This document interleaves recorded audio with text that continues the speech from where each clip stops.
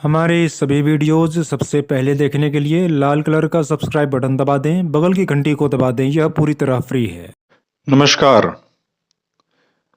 Astro गुरु Mishra ji YouTube channel में आप सभी का स्वागत है। काफ़ी लंबे अंतराल तक कोई भी वीडियोस हमारे ना तो एस्ट्रो अश्विनी एस्ट्रोलॉजी पर गए और न ही एस्ट्रो गुरु मिश्रा जी पर, यानी दोनों ही यूट्यूब चैनल्स को अभी हमने कुछ दिनों के लिए रोक के रखा हुआ था। अभी न तो यहाँ पर हम कोई उपाय देने जा रहे हैं आपको, न ही कोई नवीन चीज़। यहाँ पर हम ज्योतिष के विद्यार्थियों के लिए ये वीडियो देने जा रहे हैं, क्योंकि दोनों चैनल के माध्यम से, जो भी हमारे दोनों चैनल हैं उसके माध्यम से ज़्यादातर मात्रा में हम देख रहे हैं कि जो जिज्ञासु व्यक्ति हैं, जो ज्योतिष सीख रहे हैं, वो जुड़ते चले जा रहे हैं और उनके काफ़ी मन में प्रश्न भी रहते हैं, द्वंद्व भी रहते हैं। लोगों ने ज्योतिष सिखाने की मांग भी की। हालांकि अभी अभी हम उस अवस्था में नहीं हैं कि आपको ज्योतिष तत्काल सिखा सकें, क्योंकि हम खुद ही एक विद्यार्थी हम अपने आप को समझते हैं, कोई परम ज्ञानी नहीं। और विद्यार्थी सिखा तो सकता है, ऐसा नहीं है, पर मैं सिखाना नहीं चाहता, बात यह है। दूसरा एक कारण और भी हम बता दें ना सिखाने का, कि पर्याप्त पात्र भी होना अनिवार्य होता है। हालांकि हम यह नहीं कहते कि हम कोई पात्र हैं, हमें तो जो मिला वो कृपा से मिला, आपको जो मिलेगा वो भी कृपा से ही मिलेगा। तो जो ज्योतिष हमसे सीखना चाहते हैं, पहले तो आप अपनी साधना बढ़ाइए। हम यह नहीं कह रहे कि हम कोई सिद्ध हैं तो हमारे पास आने के लिए साधना बढ़ाइए, नहीं। ज्योतिष सीखने का जो बेस है, आधार है, वह यही है कि आपका जीवन साधनामय होना चाहिए, तभी ज्योतिष की पराविद्या आप पर उतरेगी। आपको साधक की भांति जीवन जीना होगा, तभी ज्योतिष की विद्या आप पर फलेगी, उतरेगी। थोड़ा बताने पर ज्यादा समझ में आएगा। जितने भी सिद्ध ज्योतिषी हुए हैं, भले ही वो पैंट शर्ट में हो, जरूरी नहीं है कि पीला सफेद कपड़ा पहने हो, उसका कोई अनिवार्यता इसमें नहीं है। उनको देखिएगा वो साधना में जीवन जी रहे हैं। कुछ ऐसे ज्योतिषी भी हैं हमारे संपर्क में, लेकिन उनका हम नाम यहां पर नहीं लेंगे, क्योंकि हमने उनसे आज्ञा नहीं ली, और विख्यात भी हुए वो।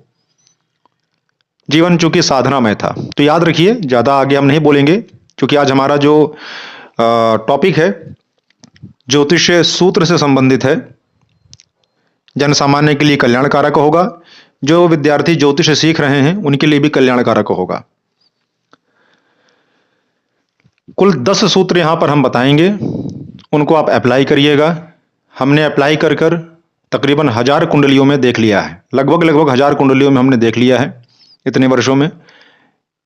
हैं तो हजारों सूत्र, पर उसमें से थोड़े थोड़े सूत्र आपको हम डिलीवर करेंगे, जिसको आप लोग नोट कहीं करते चले जाएं और अप्लाई करिए, आप भी सही पाएंगे, सटीक पाएंगे। क्योंकि हम शॉर्टकट्स भी आपको देंगे साथ में।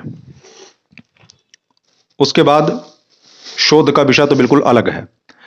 आपको शोध में मेहनत नहीं करनी है। अगर आप हमसे जुड़े हुए हैं तो खाली आप दूध से डायरेक्ट जो घी निकला है वो खाइए। हमसे जुड़ने का एक ही फायदा है, डायरेक्ट आप घी खाइए। बाकी दूध से घी निकालने का प्रोसेस, वो आप उसके चक्कर में ना पड़िए। लेकिन एक शर्त है कि आप साधना करिए। मांसाहार, मद्यपान, शराब, मदिरा, परस्त्री गमन आदि ये सारी गंदी हरकतें छोड़कर अगर आप सीरियस हैं ज्योतिष को लेकर, तो बिल्कुल ज्योतिष में आइए, स्वागत है। बिल्कुल ज्योतिष की विद्या फलेगी। एक बात, खान पान में भी नियंत्रण रखिए। जोमेटो, स्विगी, ये सारी चीजों को आपको छोड़ना होगा, नहीं तो आपका पतन होगा, पक्की बात बता रहा हूं। ये मेरा स्वयं का भी अनुभव रहा है। खान पान पे नियंत्रण, सात्विक भोजन, तत्पश्चात आपको ज्योतिष की देवी फल देगी। देर नहीं करते, आगे बढ़ते हैं। एक बात और रह गई, क्योंकि कोई स्क्रिप्टेड तो चीजें रहती नहीं हमारी, तो कुछ बातें बीच में छूट जाती हैं, भूल जाती हैं। जन्म कुंडली विश्लेषण के लिए लोग डायरेक्ट फोन कर देते हैं। मैं फिर कहता हूं, स्क्रीन पर जो भी व्हाट्सएप नंबर आपको दिख रहा है उस पर मैसेज करिए, अपना अपॉइंटमेंट बुक करिए। आपको फीस डिटेल्स जाएंगी, फीस पेमेंट करिए। आपका अपॉइंटमेंट डेट, जो भी स्लॉट खाली होगा आपको बुक करके दिया जाएगा, उसमें आपको कॉल जाएगी और आपका विश्लेषण करा जाएगा। चलिए आगे बढ़ते हैं। कलम, किताब, ये सारी चीजें साइड रखकर दिमाग खोलिए, उसमें नोट करिए। जरूरत पड़े तो फिर आप कहीं नोट कर लीजिएगा, पहले दिमाग खोल के सुनिए। सबसे पहला सूत्र दे रहा हूं, बिल्कुल यूनिक सूत्र है, आजमा लीजिएगा, काम होगा। किसी महिला की जन्म कुंडली हो, किसी बेटी की जन्म कुंडली हो और दूसरे भाव में राहु दिख जाए, आंख बंद करके कह दीजिए कि जन्म स्थान पर भाग्योदय नहीं है, जन्म से दूर ही जाकर भाग्य फल देगा। जन्म स्थान पर यह कन्या सदा ही रोती रहेगी, सुखी जीवन नहीं जिएगी। जन्म कुंडली के दूसरे भाव में आंख बंद करके बोल दीजिए। अपना नाम मत लगाइएगा इन सूत्रों के पीछे कि हमने इसको सर्च किया, डिलीवर किया है, नहीं तो पाप लगेगा। क्योंकि होगा कुछ लोग ज्योतिषी अभी सुनेंगे, वीडियो वायरल भी होगा, तो उसको क्या करेंगे, लिखेंगे और अपना नाम लगाएंगे। ये हमारा रिसर्च है, ये बकवास मत करिएगा। ज्योतिष जो विद्वान जन हैं, ऋषि आत्माएं हैं, उन्हीं को समर्पण करके ये सूत्र आगे डिलीवर करिएगा। चलिए, तो जन्म कुंडली के दूसरे भाव में अगर राहु है, स्त्री की कुंडली में आंख बंद करके बोलिए कि जन्म स्थान से बाहर जाए, जन्म स्थान में कतई सुख नहीं पाएगी। अगर पुरुष की कुंडली में दूसरे भाव में राहु है, तो सीधे सीधे बोल दीजिए कि अपने गलतियों के कारण सारे धन को एक समय खोएगा जरूर। धन की हानि इसको होगी और इससे जुड़े जो परिवारजन हैं उनको भी होगी। दूसरे भाव के राहु से इस व्यक्ति को डरना ही होगा। भले 11 भावों में कहीं भी बैठे राहु, न डरो। दूसरे भाव के राहु में दिक्कतें आएंगी। अगर पुरुष की कुंडली है तो धन से संबंधित दिक्कतें आएंगी। कैसी दिक्कतें? अपनी ही गलतियों से सारे पैसे को गंवा देगा। भले ही कुंडली में कितने भी राजयोग लगे हों, कोई मतलब नहीं उससे। इसलिए अगर गड़बड़ी चालू है तो रुकवाइए उसकी गड़बड़ी को। ठीक है, पहला सूत्र, ये पहला सूत्र था। दूसरा सूत्र, अगर लग्न का अधिपति देवता, लग्नेश, लग्न लॉर्ड, लग्न में आपकी जो भी राशि है उसका स्वामी 12वें भाव में जाकर बैठा हो, तो ऐसे जातक के मन में कभी ना कभी आत्महत्या का विचार जरूर आता है। सुसाइडल थॉट्स उसको आते हैं। इसके दुश्मन भी अधिक हो जाते हैं। झूठा आरोप भी कभी कभी इस पर लग जाता है, और ये अवयोग भी है, याद रखिएगा। ठीक है, हालांकि शुक्र के साथ यह चीजें लागू नहीं होती। अगर शुक्र लग्नेश है, द्वादश में बैठा है, तो आत्महत्या का विचार कभी कभी आएगा, पर चरित्र मजबूत रखेगा तो वो बच जाएगा। बाकी शेष ग्रहों के साथ ये चीजें लागू हैं, 100% लागू हैं, आजमाया हुआ है। एक बात और, तीसरा सूत्र लिखिए, राहु की महादशा में अगर केतु का अंतर आ जाए तो सर्वाधिक कष्टकारक समय जानिए उसका, बहुत अधिक कष्ट पीड़ा पाने वाला है। ठीक है, ये सूत्र भी नोट कर लीजिए। राहु की महादशा में केतु का अंतर बहुत ज्यादा कष्ट देता है। ये हमारा एकदम आजमाया हुआ है। आंख बंद करके कहिए, ये आने वाला है तो उसको सावधान करिए, डराइए मत, सावधान करिए, उपाय दीजिए। एक चीज और बता रहे हैं, अब थोड़ा सा यहां से डिफिकल्ट होता जाएगा। जो ज्योतिष थोड़ा बहुत जानते हैं वही समझ पाएंगे। द्वितीय भाव का स्वामी जो सेकंड लॉर्ड आपका है, जन्म कुंडली का आपका जो सेकंड लॉर्ड, मतलब द्वितीय भाव में जो राशि है उसका स्वामी, अगर नवम भाव में, 9th हाउस में, या एकादश में, मतलब 11वें भाव में बैठ जाए, तो आंख बंद करके बोलिए कि जातक का बाल्यकाल कष्टदायी है, यानी कि जो उसका बचपना गया वो कष्ट में गया, पर बाकी का जीवन बहुत आराम और सुखमय बीतता है। बाकी के जीवन में कोई कष्ट ऐसे जातक को नहीं होता। आंख बंद करके बोलिए, लोग पैर पकड़ लेंगे, कहेंगे वाह पंडित जी कहां से पाए सूत्र अंतर्यामी कह देंगे। यही तो ज्योतिष का मजा है, यहां पर अंतर्यामी कह देते हैं लोग। अगर सही जानकार है तो आंख बंद करके बता देगा कि कितनी रोटी खाए हैं आप हकीकत तो यही है महाराज। ठीक है ना, आगे बढ़ते हैं। और कुछ धूर्त ऐसे भी होते हैं, बोलते हैं हाँ हाँ हमने सिद्धि पाई है, ज्योतिष के सूत्रों को ही अप्लाई करते हैं, बोलते हैं हमने सिद्धि पाई है। सब मूर्खता, पाखंड है, कुछ नहीं है। खैर आगे बढ़ते हैं। अगला सूत्र दिमाग में रखिए, लग्न का स्वामी द्वितीय में और द्वितीय का स्वामी लग्न में आकर बैठ जाए, अर्थात लग्न के स्वामी और द्वितीय भाव के स्वामी में स्थान परिवर्तन हो जाए, तो जातक बिना प्रयत्न के ही धन प्राप्त करेगा, बिना मेहनत के ही पैसा कमाएगा।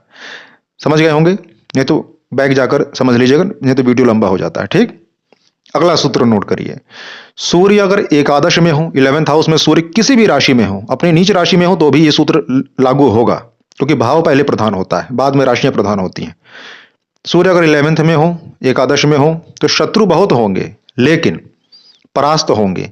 और एक बात कि पैसे के कारण इसका काम जीवन में कभी भी नहीं रुकेगा, चाहे नीच राशि में ही क्यों ना सूर्य हो, 11वें भाव में ये फल जरूर देंगे।